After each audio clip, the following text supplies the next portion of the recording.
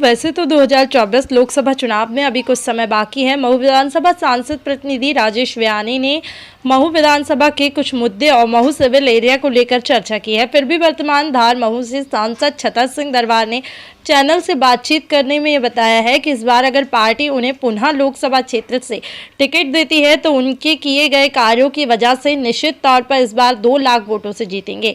और अपने किए गए कार्यों में उन्होंने बताया है कि सबसे पहले तो उनके पूरे 5 सालों के कार्यकाल में उन पर एक भी भ्रष्टाचार का आरोप नहीं है और दूसरा प्रयासों से वर्षों से लंबित एवं बहुप्रशिक्षित इंदौर दाहोद रेल परियोजना प्रगति पर है।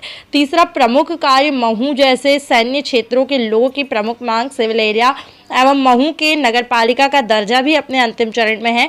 और इसके अलावा सभी प्रमुख ट्रेन जो कि इंदौर से चलती थी महू स्टेशन के विस्तारीकरण के पश्चात महू से शुरू होगी और इसका फायदा महू एवं धार के साथ साथ एशिया के डेट्रॉइट कहे जाने वाले औद्योगिक क्षेत्र पीतमपुर में निवासरत देश भर के लाखों लोगों को भी मिलेगा। महू से सुनील काले की रिपोर्ट। निर्माण कार्य हो रहे हैं और अभी जो हमको स्पेशल दिया उसमें बहुत से, एक इसमें नहीं बता, बहुत से सरपंच मेरे पास आए कि क्या साहब बोले कुछ परसेंटेज ले लो और फिर दो। मैंने इसको कोई भी मुझ पर आक्षेप नहीं लगा सकता और वही कार्य सरपंच जो उसमें अपेक्षा रखते हैं वही मेरे को इस बारे में बोल सकते हैं। ठीक, और ऐसे लोगों को मैंने धड़े नहीं आने दिया। दादा, आगामी चुनाव में कुछ ही कार्यकाल बचा है। महू विधानसभा में कुछ आपकी अच्छे कार्य भी हुए हैं, उसको राजनीतिक मैंने बताऊं जितना भी हो सके आठों विधानसभा में जो जनता की बीसी अपेक्षा थी मैंने 21वें काम किए। धार में रेल ला के दी मैंने, जो आज अभी अगर मैं पहला 20 साल नहीं होती। गणेश घाट जो AB road, AB national highway 3 में जो गणेश घाट में एक्सीडेंट होते थे उसमें मैं नया रोड बनवा रहा हूँ 210 करोड़ की मंजूरी करा के, और अभी बहुत तीव्र गति से काम हो रहा है। तो उधर से उतार का रोड अलग बन जाएगा जो नया बन रहा, और चलने का अलग, तो वहाँ एक्सीडेंट जीरो हो जाएंगे। मेडिकल कॉलेज, लॉ कॉलेज, और जो भी मेरे सांसद का कर्तव्य ना थे उसमें मैंने पीछे नहीं रहा। और मैंने मेरे संसदीय क्षेत्रों को, चाहे मऊ हो चाहे धार जिले की विधानसभा, सबको मैंने पर्याप्त दिया है। अभी भी मैंने बहुत मेरे बिहार पे करीब 55 करोड़ के निर्माण कार्य हर पंचायत को दिया है। और मैं शुरू से ही मैंने ईमानदारी से काम किया 11वीं लोकसभा से, और कोई मुझ पे आर्थिक भ्रष्टाचार का आरोप नहीं लगा सकता। वही लगा सकता जो उसमें भ्रष्टाचार की अपेक्षा रखता हो, और इस प्रकार से काम किया। मेरा सामाजिक चरित्र, आर्थिक चरित्र, राजनीतिक चरित्र हमेशा उज्जवल रहा है और संगठन भी इस बात को जानता है।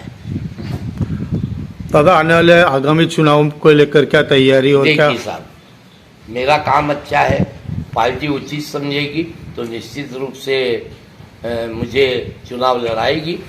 और मेरी किसी प्रकार से कोई शिकवा शिकायत नहीं है, कहीं मेरा विरोध नहीं है। मैंने काम में कभी चाहे संगठन का काम हो चाहे सत्ता काम ईमानदारी से निर्वहन किया है। और मेरे तीनों चरित्र जो मैंने अभी बताया ना, राजनीतिक, सामाजिक, आर्थिक, बेदाग रहे हैं। और किसी प्रकार का जैसे आर्थिक में कोई आक्षेप लगा, सिर्फ आक्षेप लगाने की दृष्टि से लगा सकता है, बाकी सत्यता उसमें 0%। मैं सीधा ठोक के इन चीज़ों को बोल सकता हूँ। और निश्चित रूप से कार्यकर्ताओं का लाड़ है, सत्ता संगठन के पास मेरी परख है, तो मुझे निश्चित रूप से अगला 24 का चुनाव लड़ाएंगे। और मैं विश्वास साथ कह सकता हूँ कि अगर पार्टी ने मुझे उम्मीदवार पुनः बनाया तो भारतीय जनता पार्टी लोकसभा धार 2.5 लाख ऊपर से विजय होगी।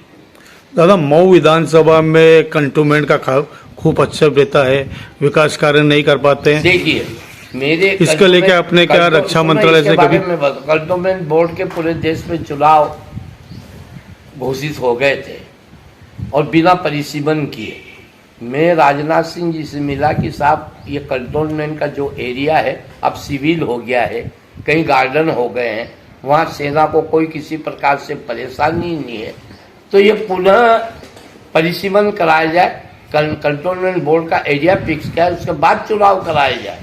ये मैंने लिखित में राजनाथ सिंह जी से मिला दिया, तो उन्होंने उसी आधार पे पूरे देश में जितने भी कंटोनमेंट बोर्ड के चुनाव स्थगित कर रहे हैं और परिसीमन का आदेश हो रहे हैं, और परिसीमन हर कंटोनमेंट बोर्ड में हो रहा है। जो सिविल एरिया आ गया वो छूट जाएगा, और बाकी का जो वास्तविक मिलिट्री का एरिया होना चाहिए वही रहेगा। उसके बाद ही कंटोनमेंट बोर्ड के चुनाव होंगे। क्या कैंडिडेट बोर्ड के भी अब आने वाले समय में आगामी आपके कार्यकाल मिलता है आपको, तो उसमें नगर पालिका देखने को मिलेगी क्या? देखिए, जो कंटोनमेंट बोर्ड अलग एरिया हो जाएगा और शेष एरिया जो सिविल एरिया है, आज मालूम है, मैं जानता हूं कि कंटोनमेंट बोर्ड के एरिया में होने से जो कई मकान खरीदी फरोख्त जो लीगल वे में हो नहीं रहे हैं, और ये आगे जाके वो एरिया मुक्त होगा, और जितना वास्तविक कंटोनमेंट का एरिया वही होगा। और ये निश्चित मैं करा के रहूँगा इस बात को, और मैंने ही चुनाव रुकवा है। दादा, आपके काम से धार को लोकसभा को रेल मिली, और वही रेल आगे झाबुआ को भी जा रही थी, आपकी उसमें झाबुआ की भी उपलब्धि रहेगी? ये विचारा दिन थी 2 रेल लाइन हमारी, मक्सी गोधरा लाइन, छोटा उदयपुर धार। तो मैंने धार के लिए प्रयास करते हुए ये करा, तो उसमें ये दूसरा झाबुआ जिले का भी एरिया आया है, और मेरा तो धार जिला का पूरा एरिया कवर हो गया, बदनावर, सरदारपुर, धार, पीतमपुर। तो मेरा इसमें इस रेल लाइन को पूरी मंजूर कराने में और इसको पूरा फंड लगाने में मैंने पूरी इसमें जोर लगाया, और कोरोना के समय में दोनों लाइन